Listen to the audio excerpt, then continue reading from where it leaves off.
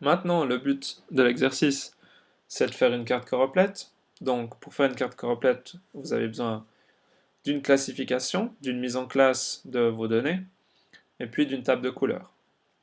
Alors, la première chose à faire, c'est la table de couleurs. Vous allez dans Tools, Show Color Tables, et ici, vous avez une fenêtre qu'on commence à connaître dans Themavis, dans laquelle, en cliquant sur le plus, vous allez pouvoir ajouter une nouvelle table de couleurs, vous lui donnez un nom,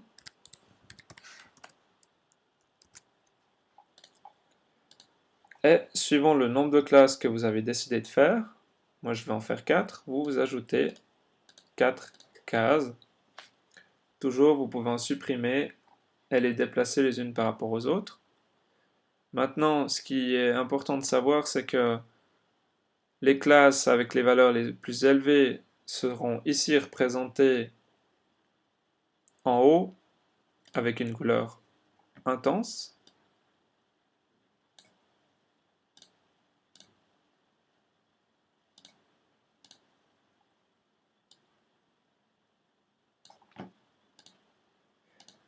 Et en bas, vous aurez représenté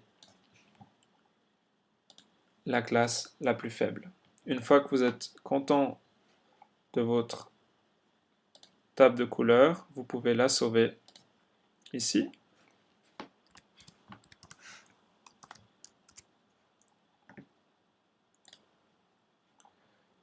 Et là, vous pouvez voir également que vous pouvez ouvrir des tables de couleurs que vous avez déjà produites pour les modifier. Maintenant qu'on a la table de couleurs, il nous faut une mise en classe. Donc vous allez dans Tools, Show Classifications. Et là, encore une fois, traditionnelle fenêtre. Vous cliquez sur le plus pour ouvrir une nouvelle classification. Vous allez également lui donner un nom. Je vous rends attentif à ce menu déroulant. Pardon. Si vous n'avez pas besoin de le toucher, ne le touchez pas. En général, ça fait planter Themavis. Donc c'est pour faire une classification soit discrète, soit en gradient, soit continue. En général, on les fait continue. Ici, vous pouvez charger votre table de couleurs. Donc vous voyez, vous aviez 4 couleurs différentes et entre chaque couleur, vous avez une limite de classe. Donc il faut ici insérer vos limites de classe. Donc là, je vais faire au bol, mais pour vous, ce sera important de mettre les limites de classe correctes suivant vos données. Donc vous remarquerez qu'ici, c'est l'inverse de la table de couleurs. Dans la table de couleurs, les valeurs faibles sont en bas et les valeurs fortes sont en haut. Ici, c'est l'inverse. Les valeurs faibles doivent être inscrites en haut et les valeurs fortes en bas. Et dans le label, donc vous pouvez dire ce que ça représente. Moi, je vais travailler sur la densité, donc c'est 10 habitants par kilomètre carré, par exemple. Ici, c'est 100. Là, je vais faire rapidement et 200. Encore une fois, vous pouvez sauver la classification.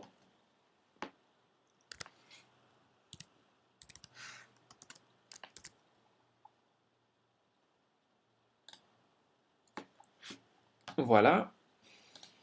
Maintenant, on a tout ce qu'il faut. Notre table de couleurs, notre classification, la carte. Alors, on va essayer de représenter cette carte complète. Donc, on retourne dans Tools. Il faut aller dans Layers. Vous cliquez sur la carte de la Suisse avec laquelle vous voulez faire votre représentation. Et maintenant, dans Style, vous choisissez une carte choroplète. Maintenant, en cliquant sur Propriétés, une nouvelle fenêtre s'ouvre où on vous demande quel attribut vous voulez représenter. Donc normalement ici s'affichent toutes les colonnes que vous avez dans votre table attributaire. Donc moi je vais travailler sur la densité en 1850. Voilà, et maintenant, il vous demande également d'entrer la classification que vous avez préparée. Donc, c'est bien ma 1850D. Ici, vous pouvez gérer le contour des polygones. Donc, par défaut, c'est en blanc. Donc, toujours la couleur du contour et l'épaisseur. Je mets OK. Ici, pour info, vous pouvez afficher les labels. Ça veut dire que vous pouvez décider, en cliquant là-dessus, de montrer tous les noms de communes. On ne va pas le faire, ça va charger la carte, mais sachez que c'est une possibilité. Et en cliquant sur OK, voilà comment sont représentées nos données. Donc, à partir de là, on peut ajouter d'autres choses à notre carte. Donc, si on va dans View, ici, on peut ajouter, on avait ajouté une carte, on peut ajouter du texte. Encore une fois, le texte, ici, c'est du titre. Vous pouvez ajouter autant de texte que vous voulez. Donc là, vous mettez titre. Mais si vous voulez ajouter un autre texte qui sera source, par exemple, voilà. Donc le titre, vous avez toujours la position, le style. Donc on va enlever le cadre et le fond. Et dans les propriétés, vous pouvez entrer votre texte, titre de ma belle carte.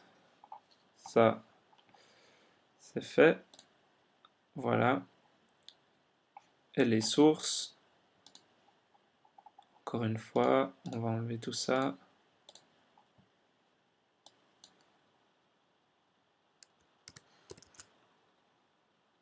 OFS, blablabla.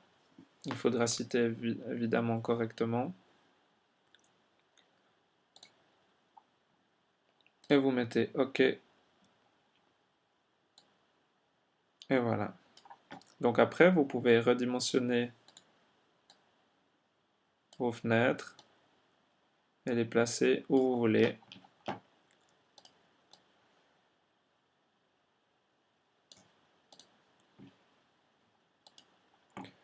Maintenant, vous pouvez également ajouter une légende. Donc vous pouvez la renommer également. Enlever le cadre et le fond. Et dans les propriétés, il va vous demander à quelle couche vous voulez associer la légende. Donc c'est bien la légende de la Suisse. OK, et vous voyez, elle apparaît ici. Visiblement, j'avais mal tapé ce label-là. Vous voyez qu'il vous met un titre qui n'est pas forcément celui que vous voulez afficher et qu'il ne vous met pas aussi le maximum et le minimum. Donc ça, c'est des choses que vous pourrez retravailler facilement dans Illustrator. Et il nous manque encore une chose, c'est l'échelle. Donc vous retournez dans View et vous ajoutez Scale. Encore une fois, pardon, on va enlever le cadre, le fond. Vous pouvez ajouter un titre.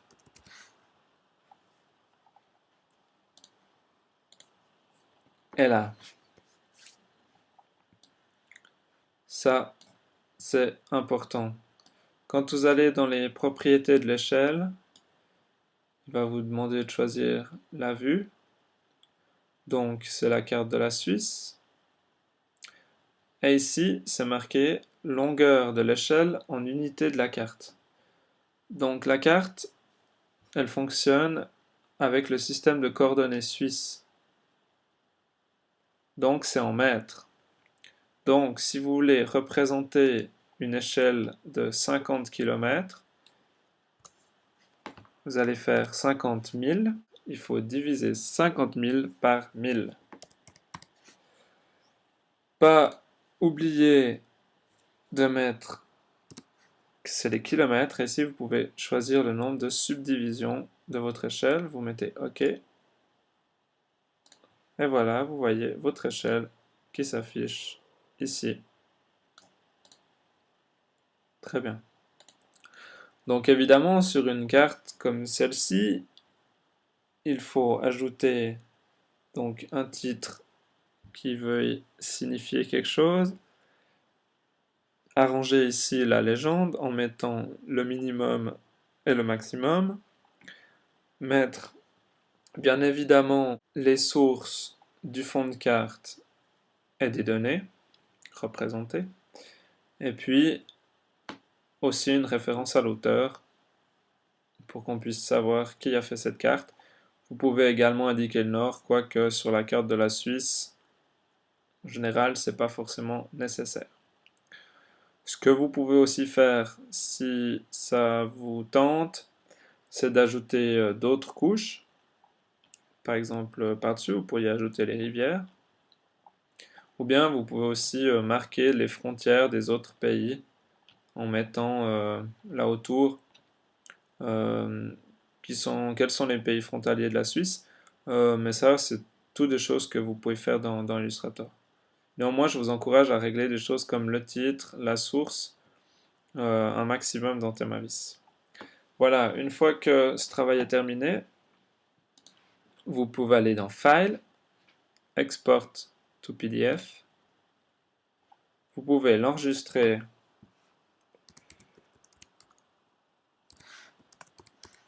où vous le désirez.